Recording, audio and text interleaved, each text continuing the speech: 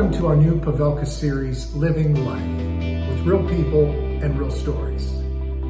This series is a window into the human experience. It's about where we've been, where we are, but I think most importantly, where we are going.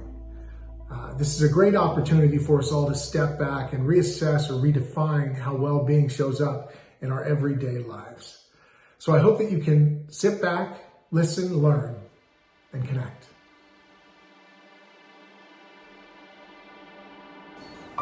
How have you been? Yeah, good. Yeah? Yeah. Interesting year. Yeah. Not like any other.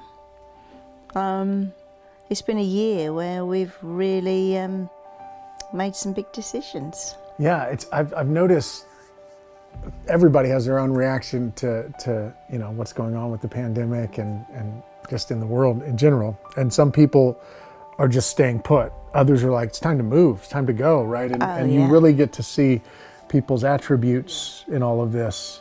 And none of it's wrong. It's just human behavior. So you guys you moved. We moved. We absolutely just packed up a home of 20 years, the girls' childhood home. Yeah.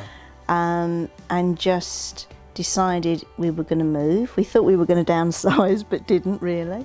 Moved to the most beautiful village in Kent, Sandwich, half an hour from our daughter and son-in-law, and they've had another baby this year. So we've got 2 grandchildren. So for all the right reasons, this was the place to move.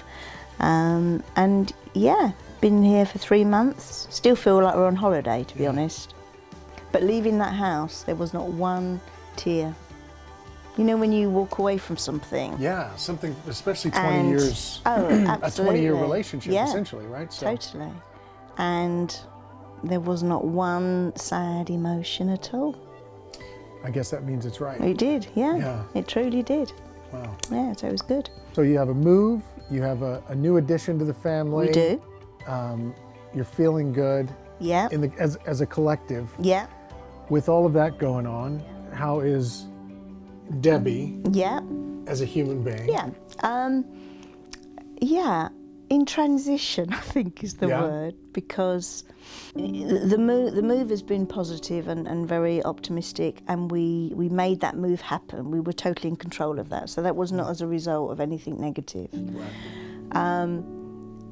I think it's been an interesting year, spending so much time with my lovely husband as my only real source of conversation, because I'm such a people's person, and not being able to sort of get out and have those other conversations that I think are healthy, I think has kind of been a challenge, but we've come through it and we've had some great conversations that have helped us move forward as well. So, I think it's just, you realise the other relationships that you miss.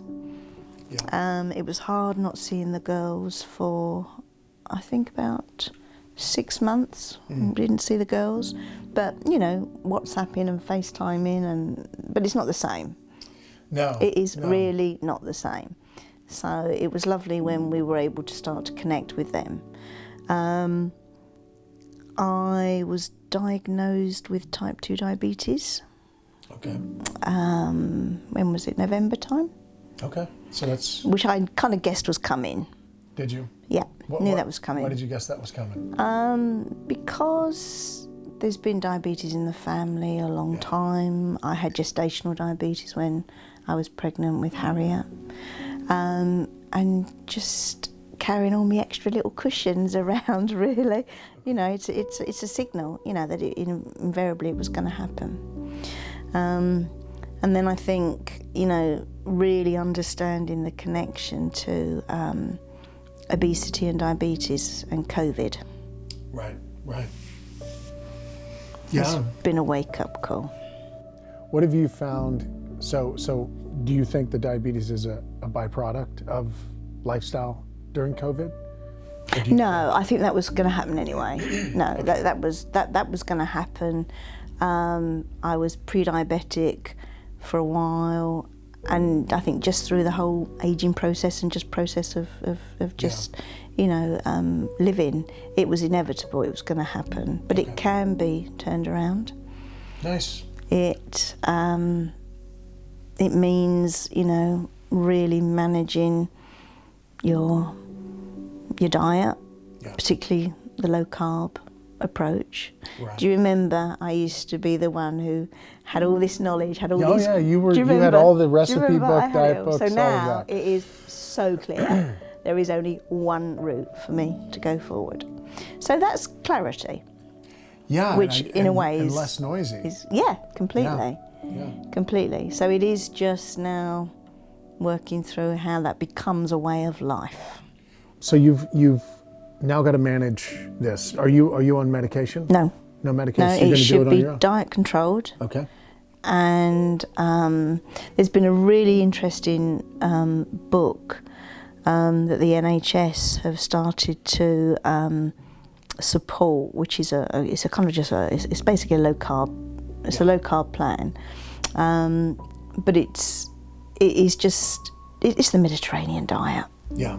Actually, that's what it is. Okay. All the sort of things that you love, right. But it's about really understanding the right choices, down to a difference in that baby spinach has less carb than normal spinach. Right. So it's very intricate. It is, but it's detail. but not in an interesting, fascinating way. Yeah. Well, you have to occupy that space because that's where exactly. At least it's one source. It is, yeah. And even just realising, all the fruits that I was eating. Yeah. They're so healthy, but they're so high in carbs. Right. Apple, pear, a satsuma. So I'm still working through understanding how you make those different choices. Yeah. But I think... When you say working through how to make those different choices, what is that? First of all, realising that when I go shopping, I should be buying leeks and not onions. I see. Okay, so it's the practical adjustments. Yeah. I think the biggest challenge is, so how do I bring that into my life? Because, do you remember I used to be the lady that was out for 21 sort of... occasions, meeting friends you were social. Oh, totally. Yeah, I remember. Totally. And in fact, during lockdown, I've lost about 10 pounds. Great. Most of my friends have put on staggering amounts. So it does prove that when I don't have that lifestyle, it helped to turn things around. Yeah. £10 is not a great deal to lose in a year, but actually there's been so much stress. It's been such a time of change. There's been so much anxiety, particularly thinking about how Harriet's coping, Charlotte having another baby, us moving. I could so easily have put another 10 on, but didn't. Yeah, so that's quite an achievement. Something to be proud of, right? Totally. I think, I've had moments, and I've connected with people who've really allowed COVID to, take over the moment, right? So, and there's going to be a lot of challenges ahead, because already all those little social people that I've missed for so long, I keep getting texts. When are we going to have lunch? When are we going to do this? So that world is going to start again. Right. But I think, is it frustrating though, Jessie? I'm 60 years old this year. Well done. Okay. Yeah. Yeah, but it's like, you do think when you get to a certain age, shouldn't you have kind of cracked these things by now? And it just, it doesn't matter that you haven't, but there is that sort of sense of, here we go. We still haven't quite cracked it, but we're getting there very slowly. Yeah, I think, my experience is we hold space for, for the things that challenge us, that struggle, the dark side, whatever you want to call it, in my experience. I have no scientific basis here. And it occupies space for us. It's exciting. It gives us something to battle against, or to feel as though we're achieving something, even if it's a part of that cycle of, oh, I'm doing really well, oh, here I go again. It gives us something, right? And I think you probably got a lot from living the way that you were living, and it was exciting. I mean, being social, being out and about, why sacrifice that? But now the new gift is, well, you're going to have to enjoy those things in a different way. Oh yeah, because if I don't, there are going to be some serious health complications. Yeah. And I think, again, when you've seen, I think COVID has made everybody suddenly realise that, you're not immortal. Yeah. Sometimes it almost feels like it's a lottery ticket, but you can make some choices. And it's feeling serious now. Yeah. I've noticed that around friends who have also got health challenges, that there's a quietness, there's reflection. Yeah. Because it's kind of time now to do something. Otherwise, you might run out of time. Which sounds a bit sort of depressing, and I don't mean it to sound depressing. I think it's being realistic. Yeah. This is the time now. Yeah. And that's Yeah, quite you're right. sobering. I think that is one of the gifts of COVID is, realizing that, the clock doesn't stop, right? It's No, it doesn't. And I think, being forced to slow down just lets you look at what was in a different way, right? You talked about reflecting. I think life was moving really fast. Oh yeah. Life was moving fast, and, we were up in the air, we were in cars going from point A to point B. It was more, faster, and I think this has been this will be, after we get through it, one of the greatest gifts we could have gotten. I do, and I think just, we've been out walking every day. We didn't used to go out walking every day. Just looking around at the trees and the flowers, and certainly during the last spring when we went into first lockdown, just hearing the birds. Yeah. Everyone kept talking about, I agree with you can hear the birds. Yeah. Well, where were they before? Clearly, less planes was helping us to... I think it's where were we before? Well, Yeah. yeah, I guess you're right, yeah.